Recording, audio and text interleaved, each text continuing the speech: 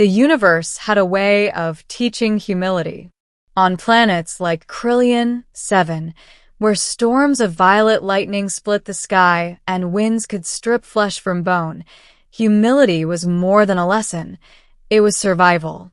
I learned this on my first mission to Krillin 7, a world controlled by the Solarian Empire, ruled by the enigmatic and formidable Queen Vera.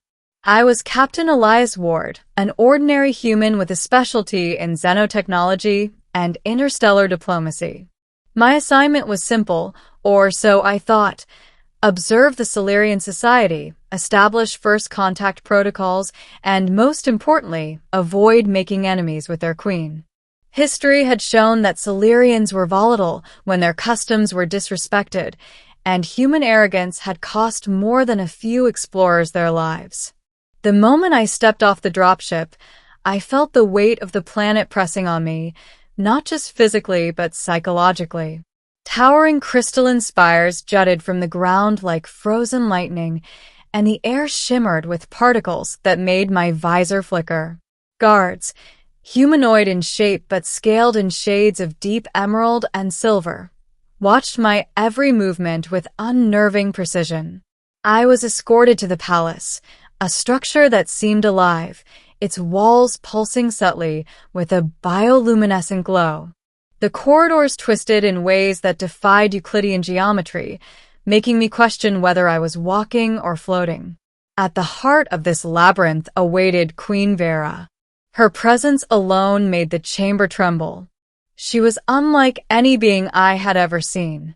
Standing over 8 feet tall, her iridescent exoskeleton glimmered with layers of metallic armor that seemed to breathe, each movement producing a faint harmonic hum.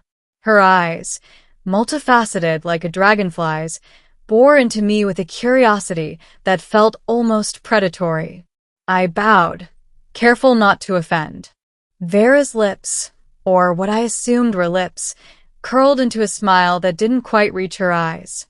"Human," she said, her voice resonant and layered, like it carried through multiple frequencies at once.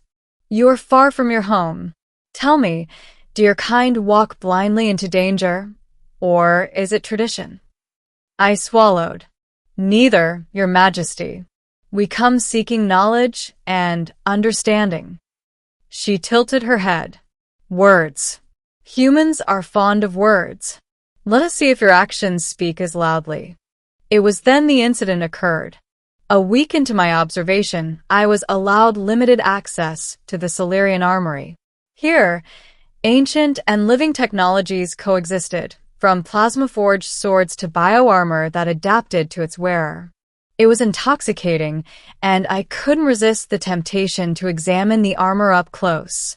Among the collection was the Queen's ceremonial battlesuit, a relic from the Solarian conquest of a neighboring system centuries ago.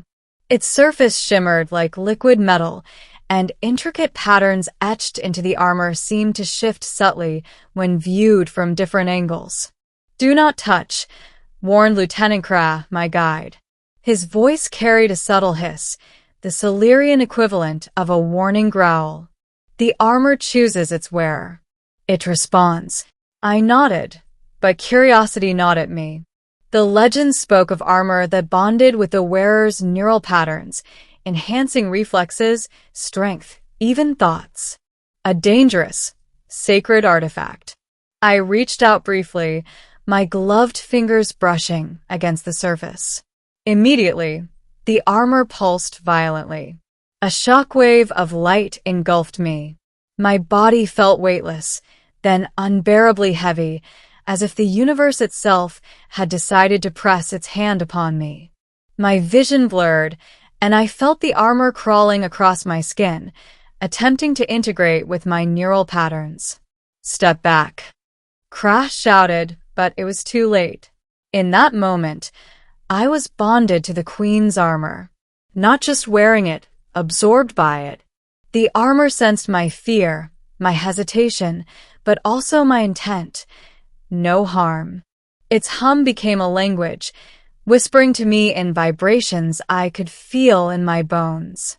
I realized it wasn't just a defensive mechanism, it was sentient, alive. When the light dimmed, I staggered backward, the armor now forming seamlessly around me. I was heavier, stronger, faster, but every movement felt like a conversation with a being far older and wiser than myself. And then a presence filled the room. Queen Vera stood at the doorway, her expression unreadable. "Human," she said, her voice like rolling thunder. "You dare touch what is mine." I raised my hands, feeling the armor obeying me, but also resisting. I didn't mean to, Your Majesty. It was curiosity, nothing more. Her eyes narrowed. Curiosity is a dangerous thing here. She stepped closer, and the armor reacted, shielding me defensively. The tension in the room was a living thing, crackling between us. Then, unexpectedly, she laughed. Not a cruel laugh, but one of recognition. "Interesting," she said. "The armor accepts you. Few have ever done that." I blinked. It chose me?" "Yes," she replied. "And that is no small matter. To bond with the Queen's armor is to claim responsibility, not power. You will carry its history, its burdens, its enemies.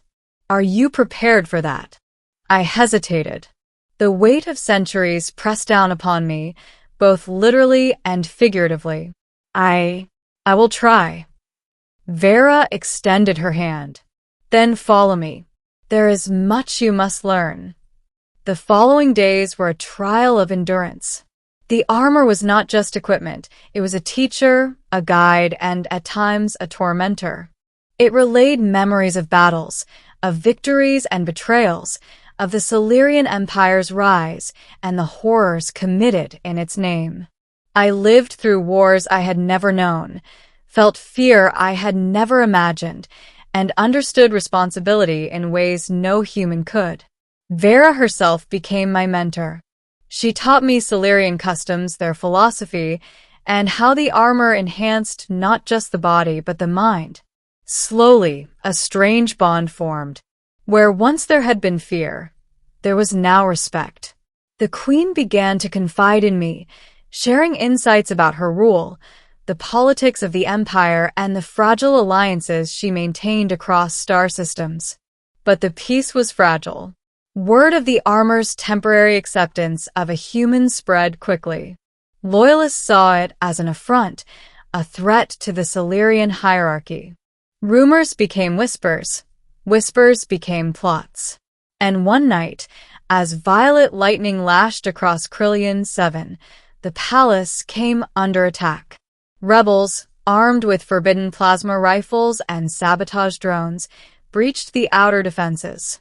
I fought alongside the Queen, the armor moving as an extension of my will, hers and mine intertwined. Every strike, every block, every tactical decision felt instinctual.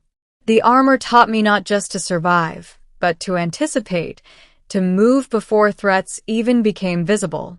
Amid the chaos, I caught sight of Vera being cornered by 3 insurgents.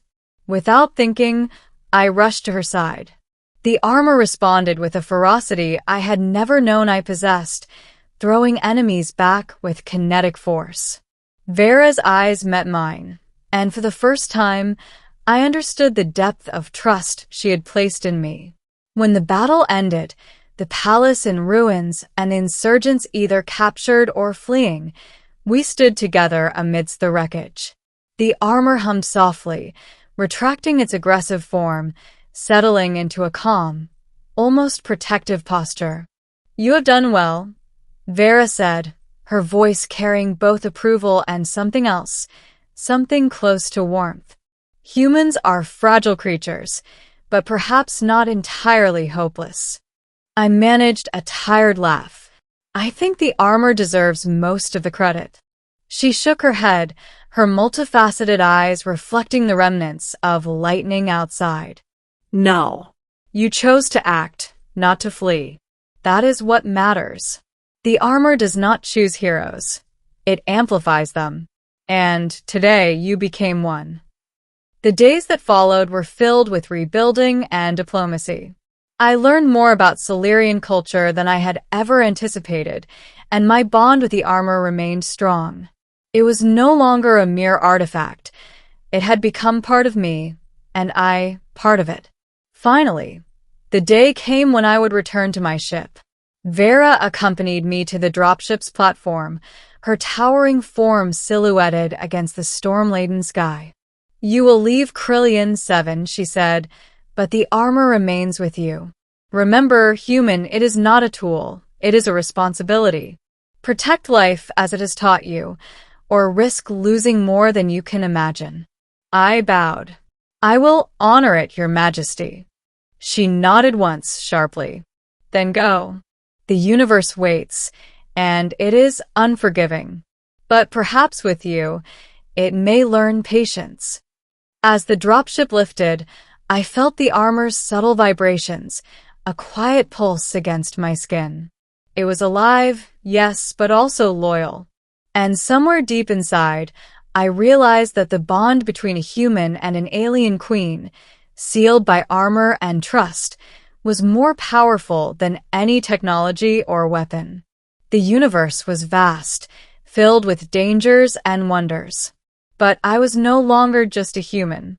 I was the keeper of a legacy, a protector of a queen's burden, and a witness to the mysteries of an empire older than most stars. And as Krillian 7 faded beneath the horizon, I knew that my life, and perhaps the fate of many worlds, had changed forever. Ending. In the end, the incident that began as a forbidden touch became a bridge between species. I returned to human space, carrying not only memories but responsibility, aware that the armor's lessons would echo through every mission, every choice, every life I touched. And though the stars were infinite and dangers countless, I walked among them not as a fragile human, but as a sentinel bonded with the strength of an alien queen's legacy.